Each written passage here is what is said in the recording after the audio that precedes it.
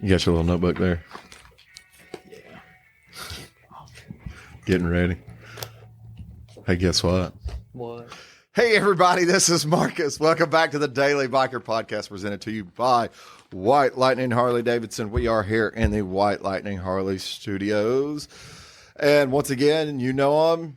You might love them. I can't guarantee you. I've got Lewis. Back again. All right. Let's see here.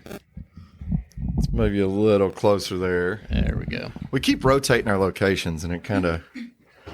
we can't get comfortable in one spot. I know. It just kind of is what it is. So, Lewis, you sent me a message the other night. We were kind of been hashing out, throwing messages back and forth, and you sent me a message, and kind of when it hit me, I immediately pictured a couple different things in my mind. But that was fads. I don't know if you want to call them biker fads or fads, customization fads, or the trends over the years, like going way back. Okay, so what's the first thing, like when you hear fads? I know the first thing that pops out in my mind. First thing that pops up in my mind is choppers. Mine's Tassels. Tassels. So I automatically go to two things, and it's two things that I don't like. Yeah. The extended swing arm on the sport bikes, and then the choppers. Yeah. That's the two things that come to my mind, like, you know, the huge extended rake, you know, like the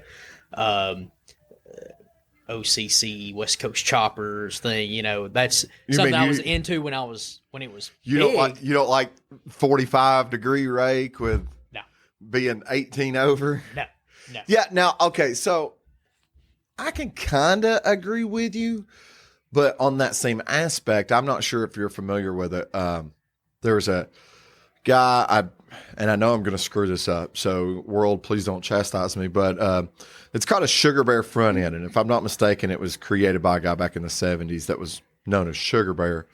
But that's the Springer. So when you see the Springer front end, and it's got the big pivot arm on the bottom of it, those are essentially that style, Sugar Bear front end style. And when you build the bike right, I don't think it looks bad, because I've seen some choppers there that they've done that. Well, if it goes with a certain thing, I'm all about, you know, a bike, if you're going to customize it, needs to go with a certain theme, right? Yeah. So I definitely respect the work that goes in to building those bikes. Yeah. Don't get me wrong. However, it's something that I don't desire to own. But I can still respect the fact that, you know, if somebody is into that, you know, it does look cool. And especially if you're the kind of guy that does all this stuff yourself, that's awesome. Well, you know, talking about the choppers thing, and I mean, people putting in the time and effort, you know, just referencing Orange County. Okay. First thing kind of pops to mind with that. They built some bikes that I'm not too necessarily sure about, but they did some other stuff that was pretty freaking cool. So like the Cody bike was pretty cool, but then like the Yankees bike and the firefighter bike, I understand that they had a purpose and they weren't necessarily built to ride. Right. But the guy, what was his name? Did you watch it? The Orange County Choppers? Yeah. Yeah. So what was that guy? Rick? Was his name Rick? The guy that used to do all like the metal fabricating and stuff in the shop. He wore the t-shirt with the sleeves kind of rolled up. So it was, okay. That guy, he was a builder. Mm-hmm. I mean, he knew his stuff. Mm-hmm. And Paulie could design and build some bikes. I mean, because even when he went and started doing his own thing, he was building some sick machines. Oh, yeah. So with that, I've never seen a bike. I don't want to say I've never seen, and they're not out there because I have kind of seen, but you don't see a bike going down the road with 57 Cadillac taillights and stuff like that. A lot of those things I think were built for show purposes. Exactly. Yeah. And that, when I think about, you know, talking about the topic of trends and fads and stuff, you know, it's funny how watching it's almost like clothes, how clothes come in and out of style, how these different customization, like whatever way you go with the bobbers, performance, choppers, you know, the cholo thing that's come about now, you know, in the last, I don't know, what is it, like 10 years Don't or be so. hating. I love it. I like Don't it. be hating. I like it. But it's funny watching how all these things just kind of come about, and they're really, really big. Yeah. And it'll actually kill the market on some motorcycles, and then all of a sudden, Yeah. it fades out, and the ones that were the market that was killed, it comes back up again. You know. Well, so let me ask you that. Okay, how much of that? Because I hear, you hear people talk about it anyways, but all these trends will start on the West Coast and how they kind of migrate and stuff like that. But I think there's some of those things that potentially, maybe that started in California, but it immediately made a jump to Florida right after getting started. So, because there's some of those fads that I've seen happen that I didn't see in other places. Now, obviously, I've heard when people have talked about that the middle of the country ends up being like 20 years behind everything else. So the kind of question now is if we go to a Kansas City bike night, is there going to be a whole bunch of big wheel choppers out there? So, yeah. I mean, I don't think they necessarily are. And the age of social media, though, too, is affecting that a lot. Yeah. We've got people here that are building these bikes. They're still doing other stuff. But he's Johnny Creature on Instagram. I don't know if you know him or not. He had a beautiful road glide. Now he's got a Dyna Lowrider S, just recently painted it purple. But it's sharp, man. I do love the Lowrider S. He's got a sharp looking motorcycle. I do love the Lowrider. But that's the thing. It's not kind of one of those things where, that fad just hit here. People have been doing it here. But I think a lot of people, though, too, in those fads, they don't look. You got people in those groups that'll never leave those groups. You've got guys that have built big wheel baggers that will never leave the big wheel bagger. Yeah. Just as in Klaus. Klaus rides a chopper or has a chopper. Yeah. But he rides, his primary bike is what does he have now? Yeah, we won't even go there. Yeah. We won't even go into that subject. But, and that's the thing to me with the customization is I want a bike that it doesn't, if I'm going to do a bunch of customization to it, it's got to be rideable. It has to be rideable. And I guess that's one thing that kind of steers me away from the choppers, is that rideability. And it's the same way with, I love the look and I would love to own one, the big wheel baggers now. Right. They're kind of all the rage, and we might be coming to the tail end of that kind of fad. But well, I think we are, honestly, because we in the Southeast have been in that fad for 10 plus years now. Right. And I would still love to have one, but that is a bike week, bike night bike, and which is going to, it's a bike that's not going to get ridden a lot. And it can't be if you're in a situation where you're going to have your bike, like this is your bike, and you're going to customize it to do whatever, and it's going to be your only bike. That's going to be tough to do, and it be rideable. Well, okay, so I know I'd said once before that I wouldn't necessarily call out anybody on this show, and I'm still not. But we've seen it. Okay. So Johnny, he's got a big wheel. Right. But what else does he have? He also has a grocery getter. He's got an Ultra. Yeah. The grocery getter. Got the grocery getter. Scotty, he's got the beautiful Road King. Beautiful. Yeah. And see, and even that's what makes you want a big wheel bagger is his Road King. The way he did that, though, that bike, now I haven't rode the bike, but that bike seems to me where it's right there where it could almost be your. Well, we popping at the shop today, ain't we? I know it. You could almost daily that bike if you wanted to. Yeah. Well, so what was beautiful about the way some of these guys do it, Scott doesn't have a big rake or anything like that. 26 on. He's a 26. He went FL style fender. He still has a nacelle. He still has the passing lights and all that other stuff on it. what me and him kind of talked about once before was it's more of a factory bike exaggerated. Yeah. And I think that's what makes his look pretty. But at the same time, what does Scott now have? Brand new Road Glide. Yes. Yes. So now, I don't think that thing is going to stay in its current fashion for very long. But Scott loves to build bikes at the same time too, though. Yeah, well, so I don't want to hold him back. And that's the thing, for me, when it comes to customization, I'm not a mechanic. I'm a rider for sure. Yeah. When it comes to turning wrenches and stuff like that, I can talk about it, but I don't have the gift that a lot of these guys have out here. So, but you are my detail man. That is true. You can't clean a bike. I can clean the grime off of one, but that's just as part of motorcycling as anything. Right. If you whatever your niche is, I like to ride. I like to detail. I like to do my basic stuff like my own oil changes and things like that. I enjoy that, but that's going to be about the limit on my ability. Some of these guys like Scott, where he can take off with a pencil and a piece of paper, draw something out, and then go put hands on a bike and turn it into whatever. And I can understand why you'd like to do that if you're good at it like he is. So I'll say this. In Chattanooga, because obviously when we go to Panama, last fall, I'm not sure if you were at Newbies with us that night. There was a guy he had a street glide with 34 on the front of it. Yeah. And immediately, I'm like, I got to take a picture and send it to Scott. Yeah. That was the Walking Dead thing. That was the Walking Dead thing bike. But in town here, we only have a couple. I think there's a couple other maybe sneaking around. I've seen them, but Johnny's bike, obviously we see it. Johnny rides out to bike night on it and stuff like that. But I think Johnny's, how do I put it? Like his passion for the style of motorcycle. Mm-hmm. I think it's one of those things where he's got his big wheel and it's not really going anywhere because it was something that he worked for a long time to achieve. Mm-hmm.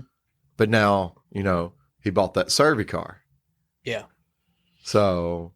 And now I think he's maybe looking at doing something else now. Maybe I know he mentioned something to me about possibly selling the Survey car. Right. So, yeah, but he kind of liked his. He had he's got the big wheel, the grocery getter, the Survey car, and then before the Survey car, he went through this thing of it was pretty radical with the Boss Hoss trike. Yeah, Boss Hoss trike with the 24s on the back or 26s or something like that. Something like that, yeah. Yeah. That thing was insane. He said that wasn't the best idea he's ever made because he took it down to Daytona and snapped the rear axle or something the first day down there. Oh, well, and talk about, I say these bikes are not rideable. So he's the guy that not only took is that a 30 that he's got on the front of his? I think so. So he has taken his 30, I'm pretty sure. Oh, yeah, he's rode it. He went to the Dragon on it. And he said, it wasn't that bad. He takes it down to what's that, the bottom of Florida? Key West. He goes down to Key West with it. Him and Spanky go down to Key West, and they go right down there. So, yeah, and that's the same thing. Scott went for a pretty good ride with us. I mean, and we kind of forced him into ripping some twisties on that King. And, and he was there. So it's not like these bikes can't ride. Mm-hmm. It's just a different riding experience. Now, at the same time, saying those bikes can't ride. Have you ever rode a Honda Fury? Negative. I don't know why. They really do kind of have a hard time turning. They're super cool looking. Yeah. But they do have a hard time turning, and I don't know. Maybe it has to do with its chopper. But it's not. It's a Honda. Hondas ain't choppers. What you talking about? I got a whole list of stuff here that will say that every bike can be a chopper. All right. So what you got next on your list? So talking about starting from the beginning of what would become trends. So in the 1920s and 30s, there was kind of it wasn't necessarily a trend, but it was what would become a trend. And it is back then they built bikes to race. They would do what they would call a cut down or a bob job. So is that, you talk about like a bobber? Later on, it'll become a bobber, but back then, this is the beginning. Nobody's ever. It was. You were doing good enough just to have what time period? What time period are we talking about? 1920s, 30s. Okay, so like board track bikes. So you had the board track. You had basically any motorcycle that you wanted to race. You didn't have a whole lot of customization options. You had to do it yourself, right? Okay, so have you seen the Harley and the Davidsons? Yeah. So I think kind of what you're talking about, they did that. Yeah. When they're talking to, I think it's that girl, and she's talking about how the bars are off this Harley and the seats off this Harley, and she's changed all this stuff around to make the bike not only her own, but more efficient of a machine for what she was trying to achieve. The whole thing when they would go, when they would do the cut down or the bob job or whatever. At first, I believe it was called a cut down. They would take everything off that bike that was not absolutely necessary. Okay. The same thing that we're still doing today with performance. Well, I mean, that's a bobber. Yeah. So that's what they would use to race. If it was not absolutely needed, right? We're going to make the bike lighter. We're going to make it handle better. Do whatever we need to do. Well, I think, and that was the performance back then. Yeah. Well, that still kind of is performance now. I mean, yeah. But when you were in high school, how many people had taken the rear seats out of their Camaros and Mustangs and Honda Civics and everything else? Mm-hmm. I'm glad that you took all the seats out of your Honda Civic, because now you made it 45 pounds lighter. And it was really popular with the J model Harley, lower seat. So the tanks on those too. One thing that they would do, and what's done in the modern bobbers of today, the choppers. So the Harley, and it could have been the way with the Indian and everything else too. I'm not sure, but so the tanks on those things were really long, and they're almost like a rectangle, right? Yeah, they were narrow. So back in the 30s, when they would cut down the bike, they would take that tank off, build almost what's now like a teardrop, like a Sportster tank. Yeah. And put on there. And of course the bars got lower, kind of. Well, style. I'm pretty sure there's twice as many Sportster gas tanks on motorcycles than there has ever been Sportsters produced in this world. Oh God, absolutely.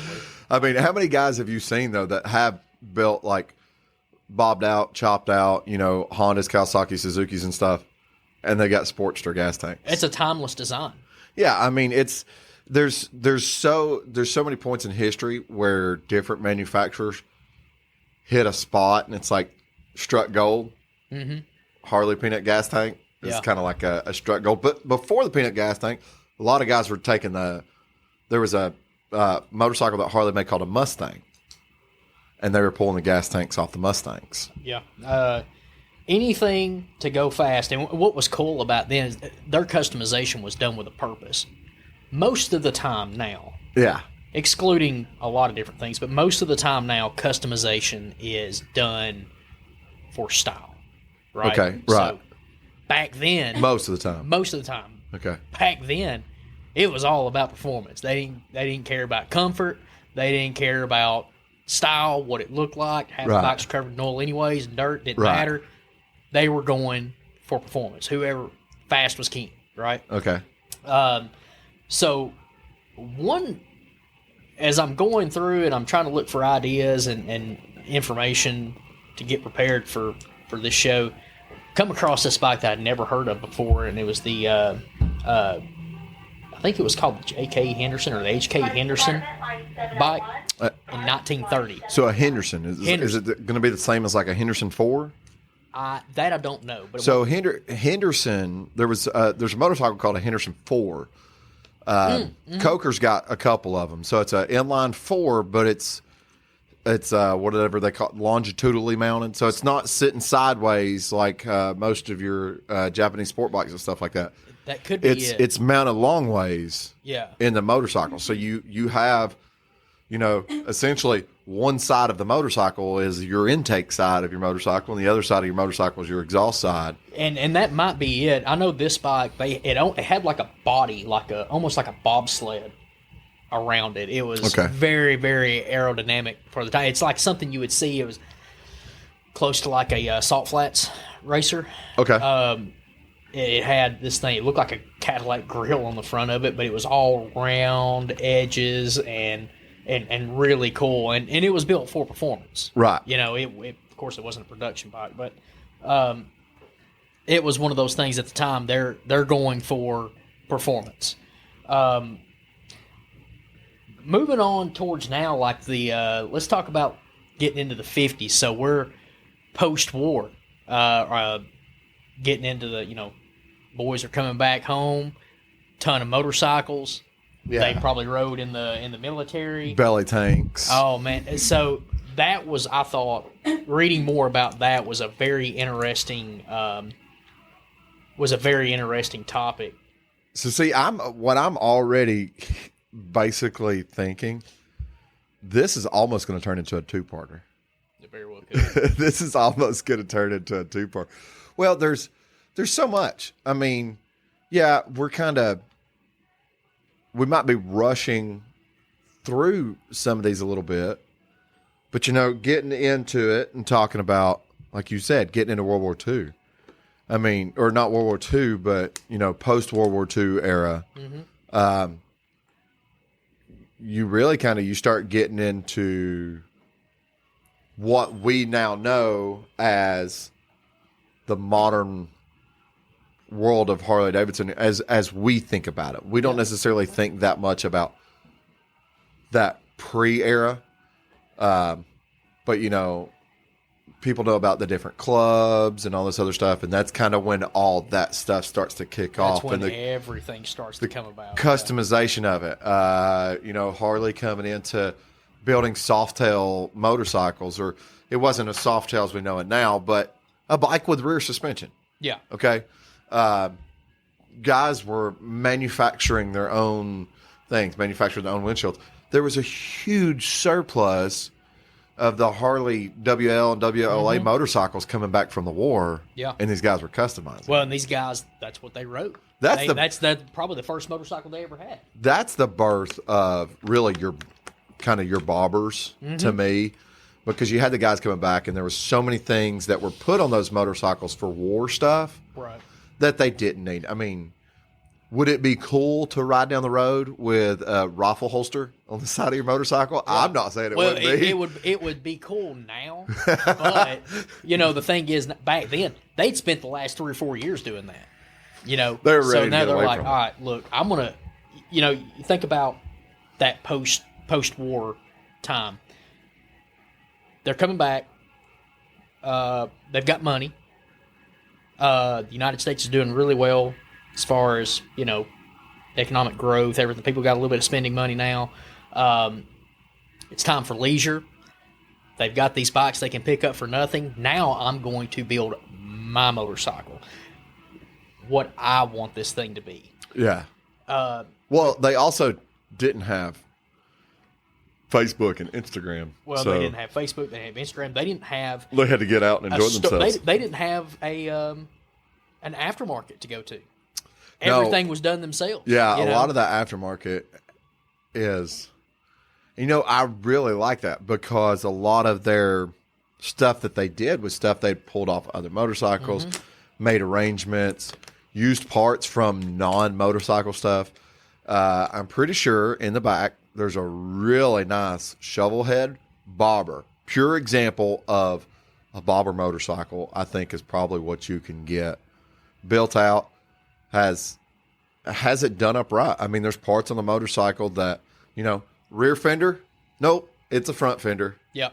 I mean, cans for this, headlight from that, bars from here, kind of get it thrown together, make it work.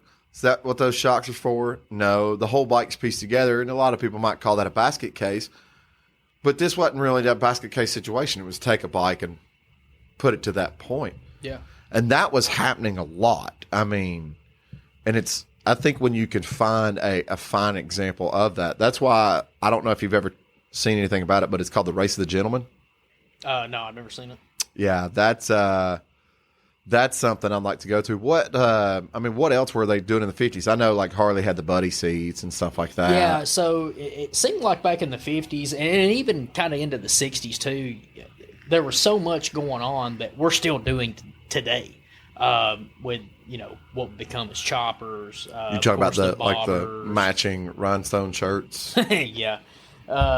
It was really, everybody had their own, I guess you'd call it, unique style, their unique whip as far as what they were doing to their bikes. And I think it's funny, again, going back to clothes. Now all of a sudden you come back, 50 years later, and we're still kind of doing the same. We're going back to, bobbers come into style. Choppers came back in the 90s. Oh, you don't want to talk to me. I mean, we're talking flat-soled shoes, stuff like Chuck Taylor's. I mean, that was their tennis shoes back then. Mm-hmm. But flat-soled shoes, black, those just the pure black, like bomber boots, jumper boots, stuff like that. Yeah. The dark colored blue jeans, maybe cuffed them at the bottom to get them a little bit taller there. Guys rocking just the super crisp t-shirts. Mm-hmm. Looked like they were fresh off the press. My Victor, I think it's called the Victory Lane jacket. Yeah. That's the distressed looking leather with the orange Harley Davidson stripe on the center. I walked in here last week and there was 3 people wearing my jacket. It's a good looking jacket. It is, but you make it look good looking. It goes. Well, you make it good. I have a lot That's to do what with it that. is. It goes back to that old board style racer uniform. Yeah, well, I can guarantee you, there's no one in here today wearing a T-shirt that says Trailer Park Supervisor on there. Oh yeah, this is definitely close to my heart right here. Are you supervisor of the trailer park? That is right. Is that the one that you showed me when we went driving around over by where you grew up at? You're like, that's the trailer park my grandfather had. That's the trailer park the supervisor had? Yeah, that's it. It's gonna be our new uniform. It's like a lifeguard T-shirt. That's it. What was also cool about that in that 50s and era, this trend is starting to go worldwide now. Yeah. Which brings us into the 60s. Let's go over to Europe. So, the cafe style racer. Right. Again, something that is, there's some Sportsters on the showroom floor right now that are kind of rocking that style.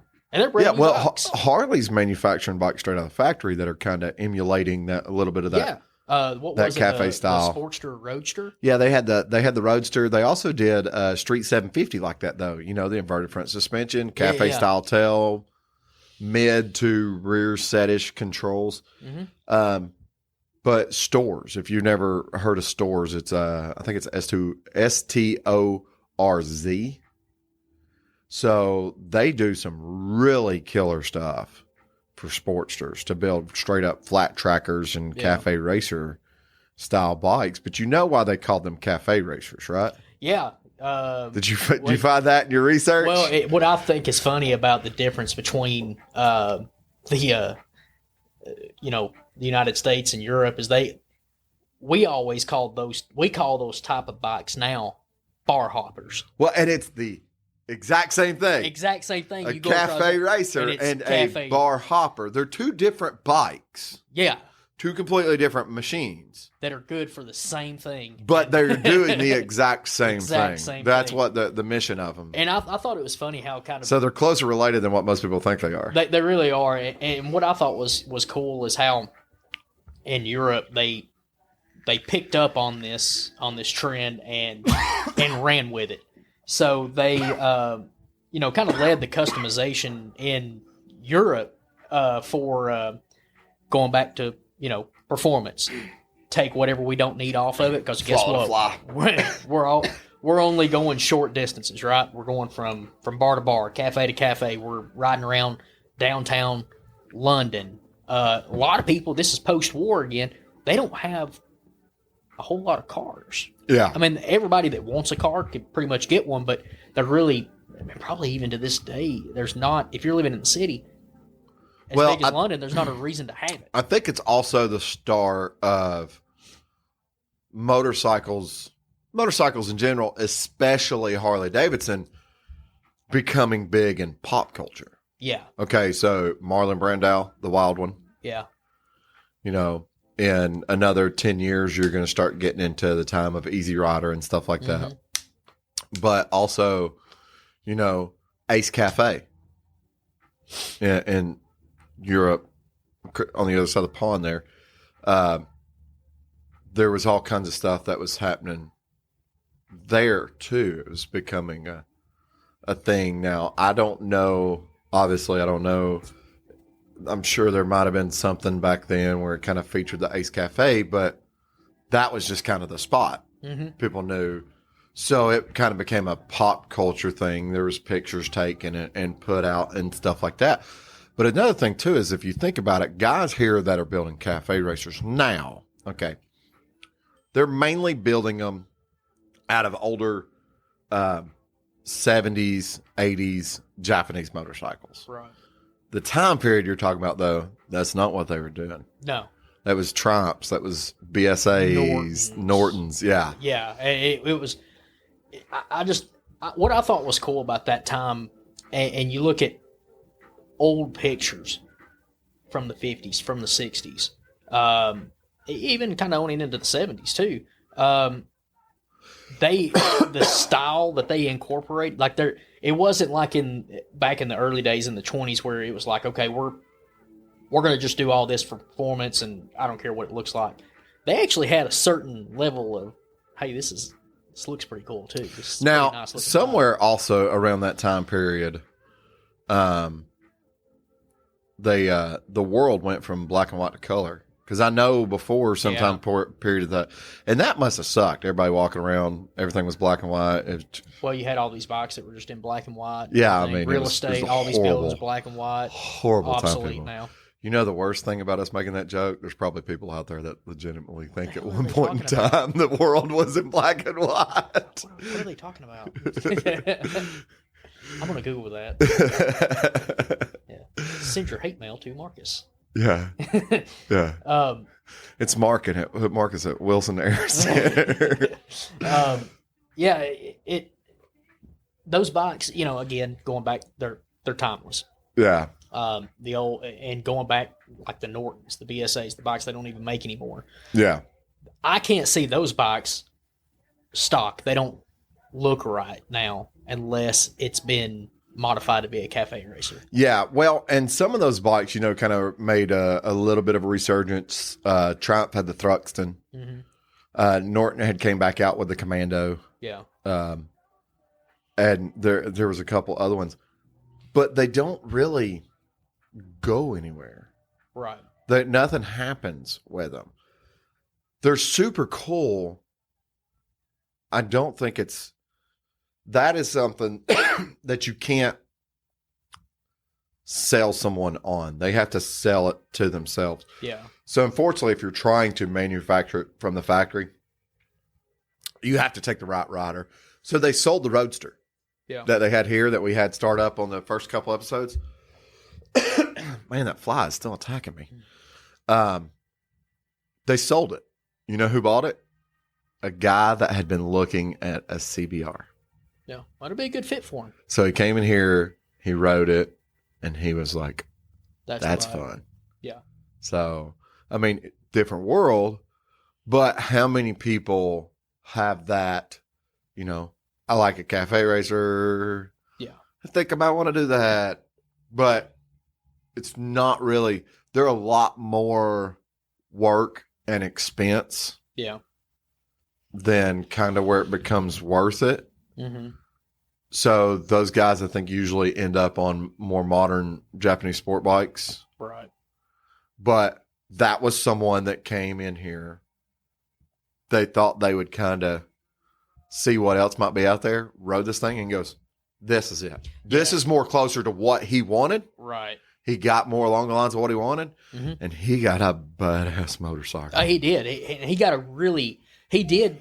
So for a guy that's in the market for either, okay, I'm going to go with a sport bike. So let's go, below liter bike. So, the 500, 600 cc sport bikes, 750, I guess, you're getting a more comfortable bike. You're getting a more useful bike. And the thing is too, the power that bike has. Right. V-twin power, right. Low end torque. I don't care who you are or how good of a rider that you are. The the power that some of those bikes are putting out, the 600s and the 750s, unless you're on a track, right, you're never going to be able to use 60%, 70% of what that bike can offer you. right. They're so fast, and they're such technologically advanced bikes. Well, I mean, hate to brag a little bit here about Harley Davidson. There was a lot of guys that were hating on baggers when they first rolled out to Laguna Seca to do the King of the Baggers. Mm-hmm. That very quickly changed their tone. Yeah. After they saw them boys rip around the track. Oh yeah. So there's become that perception. So well, and again, when you're in the market for a motorcycle, unless you have an infinite amount of financial resources to go buy a bike for every segment, you've got to buy something that is going to be the best of both worlds, right? Right. And again, talking about customization, the cafe racers, you can turn them into everyday motorcycles. May not necessarily be long distance, but you can still do it every day. You can put. I guess I'm sitting over here rolling my eyes. You can put on a cafe racer, so you think you've got the performance style, right? Well, okay. Let me explain this. I'm rolling my eyes. I rode a Thruxton. Basically, they took the weight of a Sportster and gave it less power and less torque. Sure. Yeah. It doesn't, for me, it doesn't compute. I'm not saying it doesn't for others, but I'm also right now at 107 cubic inches and I'm searching for more power. Yeah. So now, granted, there's guys, I mean, you can get 114, 117. Harley's now offering, I think, 124s, 128s, and 131s. Mm-hmm. So the pursuit of power is not necessarily that hard of something to achieve, but it's kind of one of those things where I still think, 55 horsepower, you got to give me something. I mean, that's not going to be enough to get out of somebody's way. Yeah. Yeah, I mean, and that's true, but I mean, when they were popular, though, too, they were competing with cars that didn't have much more horsepower than that either. Yeah, well, I mean, technology's changed the same way, but I don't know what does the Roadster put out? I guess the 1200. Yeah, if I had to, I really don't want to ballpark it. Hang on, go ahead. Well, I'll get you some numbers. I think that regardless of the numbers, those bikes, I don't know a whole lot about the European models, but I know that the style that tends to go with the Roadsters a lot, or the Sportsters a lot now. You've got the torque, what is it? Stock, we're at 58 horsepower. 58. And 67 foot-pounds of torque. And I've rode the Sportster before. It wasn't a cafe style, but it was fun. It had enough power to rip around on. And for what V-twin power. Yeah, absolutely. Difference. Yeah, and that's a very, around the city, for what I'd imagine in my mind, around town, in the city. Yeah. If you have a local road like for us, Suck Creek or something like that. Yeah. That is more than enough power to have a whole lot of fun with. Well, at the same time, though, how many guys are out there right now, possibly listening to us, with GSXRs and CBRs and stuff, and they're sitting here and they're talking about, V-twin power, hear them talk about that. Buddy, your MotoGP bike that you're watching on TV is a V5. Yeah. So you can get over yourself because you're not even riding the same motorcycle as that. One of the coolest Hondas that I think was ever made was the RC50. It was that bike was built to battle straight up against Ducati and stuff like that. Yeah. And that's something. I mean, we're definitely going to be turning this into a 2-part now. I can tell you now, just looking at the clock. That's something, getting into the 80s and 90s that we can talk about on part 2 about, the fads. There was so many fads between Harley and Japanese manufacturers and stuff that rolled through quickly. I mean, even all the way up into the teen eras of motorcycles, there was fads that lasted 2-3 years. Yeah. Oh yeah. 2-3 years. So we're gonna play our game, but I got one quick question for you if it's on your list. When did Tassels come out? That's what I want to know. All right, so I need a time machine so I go back and find whoever created Tassels and just like tap on the shoulder. Just don't. Well, no, I was going with the Hitler complex. You know about the whole if you had a time machine and could go back in time, would you kill Hitler thing? Oh yeah. So I don't know what was the Tassels. You didn't look it up. No, I didn't. There's your homework. Yeah, there's your homework. When we come back for part 2, I need to know Tassels on motorcycles though. So yeah. And that might all come from the cowboy thing because kind of I think getting into the early Gene Autry era and stuff like that, 30s, 40s cowboy western stuff, you started getting into guys with tassels. Like, okay, quick example, Back to the Future Part 3. Yeah. It's supposed to be 1955. He goes back to 1855, and when he shows up, Doc looks at him and goes, "Who dressed you in those stupid clothes?" And he's like, "You did." But that was what they thought of in the 50s. Yeah. So, all right. So, unfortunately, kind of running short on this one. The shows have been going so good, and we've kind of been running a little bit longer to where it's put us to time barriers. Yeah. But, I mean, that's a plus. Yeah. I mean, I don't think that's necessarily bad, and especially this topic because it's something we're talking about something we could turn into a 2-3 hour topic. Oh yeah, we can very easily. I mean, I'm pretty sure we've sat down and had discussions about less important things for much longer in time. Let's see, how many do I got? Okay, I got 3 here. Actually, I've got an extra one here. I got 3 now. I think I got 3. Yeah, I got 3. All right. As always, you first. Go ahead. Go ahead. Tell me what you got. I have the new Goldwing. Ooh. Okay, new Goldwing. I have a XR 1200. Yep. And I have a Shovelhead. All right. I hope I know what your route's going to be. So I might be mistaken though. As much as I like the Hondas, I think I'm going to have to sell this. I think I'm going to have to sell this Goldwing. As bad as I hate to, new Goldwing, really impressed with it. It's a cool bike. Again, if they went with more like the CBR you want graphics on the, that's what you want. That's what you want. I would like to. Now let's see what happens when Honda drops a Goldwing in the King of the Baggers competition, and they have a full Repsol paint job on a Goldwing. That'd be cool. Yeah, it would be really cool. So no, I can't blame you on that. Obviously, we had one once before where I kept the Goldwing. Yeah.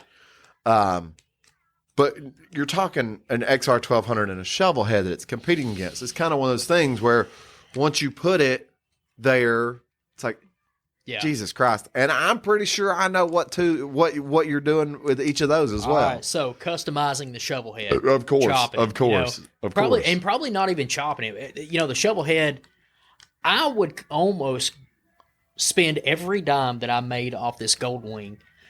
I would do a little bit of customization to this thing, but I would do a whole lot of resto. So you want to go, basically you want a 1972 Shovelhead. I think I want to go more bobber style with this. So well, like you going like Sean's? Yeah. Okay. Yeah, probably going to do that. I can't blame you. And I'm going to be riding with you. You just wait. I would ride the hell out of this bike too. The Shovelhead? Oh, yeah. I would ride the hell out of it. Yeah. And then the XR 1200. XR 1200. I've never got to ride this bike. I want to ride it so bad. I remember when I first started getting into bikes a few years ago. Talk about the cafes earlier. Oh, man. Well, see, to me, this doesn't say cafe. You know what it says? No. It doesn't say cafe, but it's still, I think they hearkened back to that. To me, this bike, especially in the orange and black that I love in this bike, it goes back to the XR 750, the dirt tracker. You know what I think of when I think of an XR 1200? What's up? I think, and I don't think it was produced this. Actually, I know it wasn't produced this way, but it's almost like they had the Sportster Roadster 1200, looked at it and goes, let's go overboard. Yeah. Well, I think too, with the new Fat Bob, that we got an orange one sitting out here on the floor. I think a lot of that styling came from this bike. Oh, probably. Especially in that orange. Probably 100%. Have you rode one of those? I never have. No. I think you might go ride one here in a minute. Around here. Yeah. I don't know anybody here.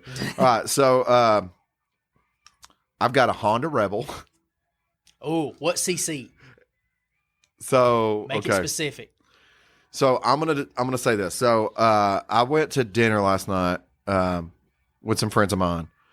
A couple of them work at the local Honda shop, and we talked about the bike. It's not going to matter what the CC is. I know that's bad news to hear for you. Okay, I'm 6'2". The gentleman I was talking to was also 6'2". Oh yeah. It's the same frame, I guess, probably. No, it's I think 3 inches longer.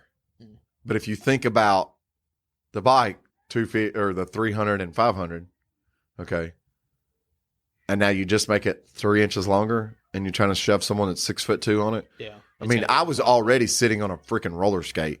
Yeah. Now all you did was put me on a bigger roller skate. Well, didn't they just come out with the 1100 Rebel? That's what I'm talking about, though. Yeah, that would be the 1100. An 1100 is the one that's only 3 inches longer, though. Yeah, an 1100 cc bobber, brand new. I'd like to try it. I'm not going to tell you not to, but but it definitely would not be a good bike, and for the same reason that you're smaller than I am. For same reason that like the adventure bikes are not going to be good for me. Right. So and that's the thing about it. Okay, Pan America. Oh, I mean, I'm interested. Well, I'll get into that later. That's what I want. I want a Pan America. Yeah.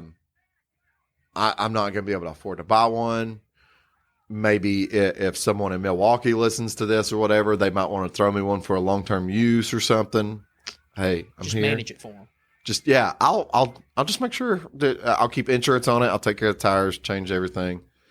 I just don't want to have to make the payment on the motorcycle. And you give me a couple years after I pay off the Street Glide, that might be a different story we talk about. But I can't. There's so many smaller motorcycles that I've always been like, oh man, that's an awesome bike. I can't. It's like a Grom. Dude, I would love to have a freaking Grom. Yeah. Guess what? I can't hardly fit on at 6'2". Yeah. Or don't necessarily feel comfortable sitting on at 6'2". Yeah. A Grom. So anyways, straight up, I'm selling the Rebel. So going into my other two, I've got an Indian Scout. Okay. And I've got a Panhead. So guess who's going to be part of the retro custom gang today? I'm customizing that Panhead, boy. Nice. And that Scout, it's not a bad motorcycle. I mean, they're not bad. I'd rather have an FTR over a Scout, but I'd rather have a Scout over. Honestly, I'd rather have a Scout over a Challenger. Yeah. I'm sorry. Not saying they're bad bikes, but for my preferred style, I'm not sold. I'm not a fan. There's just the lines on them. I don't know whether it's the Chieftain, the Dark Horse, and like I said, the Challenger, completely different engine. Bro. The lines on them, I can't do it. It's not. I don't know. I don't know any other way to explain it than that. But the Scout, I know a guy that's got an all blacked out Scout with a brown seat, talking about fashion trends for motorcycles. Yeah. It's a pretty dope little bike. Yeah. I'd ride it. I mean, that would be the thing. That would be the bike that I would ride. I'd get, and that's all I do is well, the fat tire on the front looks cool, it's a cool looking bike. Yeah. So I think actually, thinking about it, when you mentioned that, the Fat Bob, okay, they're almost kind of around the same class, but I think they appeal to two different riders. Yeah. The Scout being someone that wants like that style, chunky tire, kind of lower sitting, having a good time bike. Yeah. And then the Fat Bob appeals to someone that knows what a good motorcycle is supposed to be. So anyways, that's it today. I want to thank y'all for joining us. Lewis, thank you for coming in. I appreciate it. So check us out. We're on all platforms as I could think of. Once again, if you can't find us on a platform, shoot me a message on Instagram or Facebook at The Daily Biker. Let me know so I can figure out what I need to do to make it more convenient for you to hear. I appreciate you. Hey everybody, this is Sean at White Lightning Harley Davidson. I want to thank you for listening to the Daily Biker Podcast.